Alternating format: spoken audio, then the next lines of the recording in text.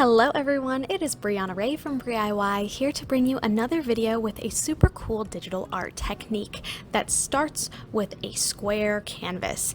Today I'm going to be showing you how to create custom repeating patterns that you can use in your various digital art.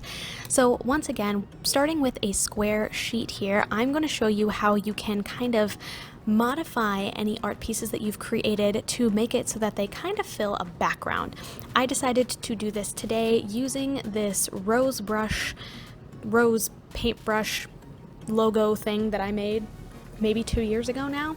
I just thought it was a nice place to start, and it gave me a nice color palette and really just a direction. So I'm going to show you here how this technique is going to work just with this solid brush. The basics behind this technique is that you will be taking a square piece and dragging it from one side to the other, stopping it at the halfway point, and then using a duplicated version of that, dragging that all the way to the other side, so that if these images were laid next to each other, they would complete the image. So using this logic and knowing that we can do this multiple times, if we can duplicate a variety of images over and over again, we can start filling in some holes and creating a really cohesive, well-blended background. So we are going to do this both left to right and up and down so that we create a full multi-directional pattern. And I am just taking these some extra ones of these rose brush logos to kind of fill in some space.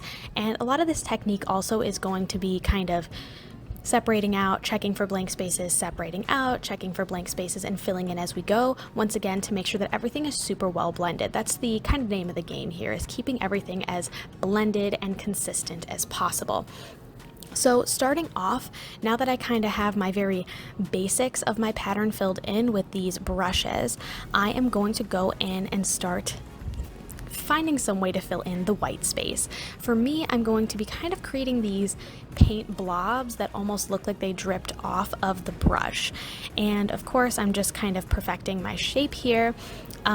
Something you're going to notice that I do almost too regularly in this video is I am very bad at keeping track of what layer I'm on, and very often I will draw on the wrong layer, but I don't want to completely redo it, so I will duplicate the layer and then just erase one thing at a time until I eventually have one layer with one object on it. So here I have officially created my blob layer, and I am now duplicating that so that I can take that same blob, maybe flip it in another direction and rotate it a little bit so it looks a little bit different, and placing it in that extra space. Again, just a little trick to kind of make things easy and once again keep them consistent.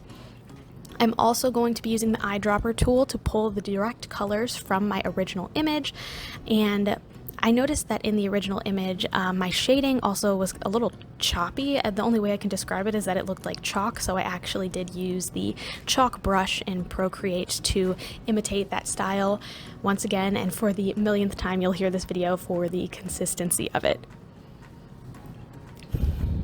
So about now, I thought to myself, gee, there's still a lot of white space, and I definitely want a little bit more variation as well. So I am going to create a second blob shape in the center here.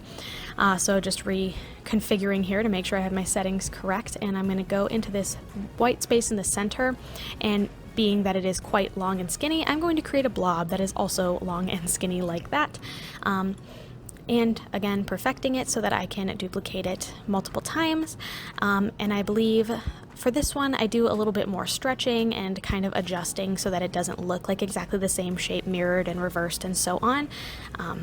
As soon as I get to the correct layer, of course, once again, fixing the fact that I drew my blob on a different blobs layer, you'll notice I make quite a few mistakes. So let's just say that this is, me being fully transparent with my ineptitudes. So here I am filling in that blob. Pro tip as well, something I didn't do on that first blob, try to color your blob in, or whatever design that you're doing in the first place. That way when you copy it, you don't have to recolor. It is again just going to be a huge time saver and add to that piece of consistency.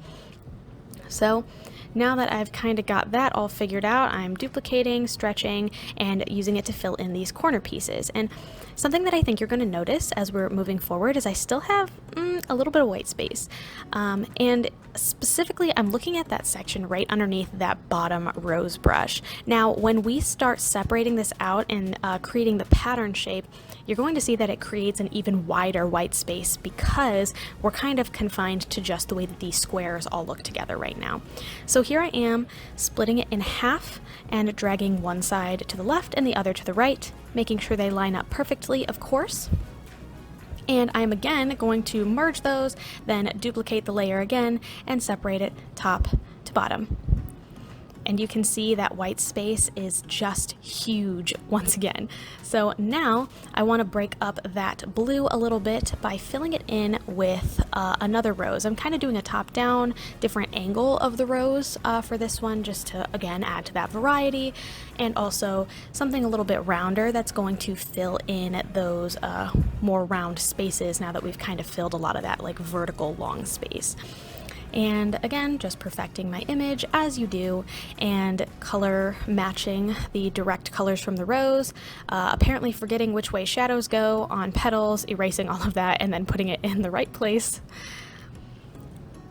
That looks much better, and even zooming out, I thought it needed a little bit more color variation, so I actually decided to go back in and add some leaves that I am again going to color match to the original rose here. That light green and then that dark green in that chalk brush. And I like the way that this looks. I think that that fills in quite a bit more space, and I am again going to just kind of surround this because guess what? I forgot to put it on its own layer, and I am just going to duplicate that selection I made, which arguably would have been easier every other time, but you know, mistakes. That's the theme. Consistency and mistakes. So again, kind of reorienting these roses and using them to fill in as much of this white space as I can see, or anything that really sticks out as needing to be filled into that space. I think I did about 5 of these roses, maybe 6, because I can see one more spot I might have put it. I was also so far zoomed out that every time I tried to move it, it would assume I was trying to change the shape, so I had to keep zooming in and out to make sure it looked right. Oh, I guess this is, oh, there we go. There's the 6th one. I knew I was going to come through for myself there. So now, again, we're going to merge all of our layers together once we're happy, and stretching it to make sure that it is, again, that perfect square. And now we are going to duplicate and drag one half all the way to the left. Well, I guess that's the right, and drag the other side all the way to the left, making sure that, again, they line up perfectly in the center. Once I like the way those look, we're going to go back to our layers panel. I'm spending a lot of time on this, huh? Merge those, duplicate again, and go down and up until everything lines up perfectly again. So now that I've blended these things together, I actually think that turned out pretty solid. I don't think the white spaces are bothering me as much as they might. So at this point, I'm going to kind of pick my background color, just maybe a slightly lighter pink. I like the way that looks. Merge everything together, make sure it fits again perfectly in that square. You can see I had a little sliver of white that was bothering me, and I'm going to export this just so I can save it for myself, really. And now, here's the fun part. We're going to see it all come together. I'm going to shrink it down 50% and then sort of tile it onto my square 4 times so you can really see how everything looks all put together. And you can see here the pattern really comes together once you do it even once extra, making sure everything lines up, of course, because my magnetics are a little funky. My version of Procreate's a little bit older because I have an older iPad that doesn't run the current form of iOS, so that's maybe an explanation, but I thought maybe let's even go one step further, so I merged everything again and then quadrupled it another time so we could really get the full effect. And I think this is such a cool technique, and I really think that this one turned out pretty great, and I hope that you guys really enjoyed watching. If you like what you saw, feel free to like and subscribe. I put out new videos every Sunday at noon Eastern Standard Time, and I'd love for you to be here for the next one. Thanks again so much, and I hope to see you then. Bye!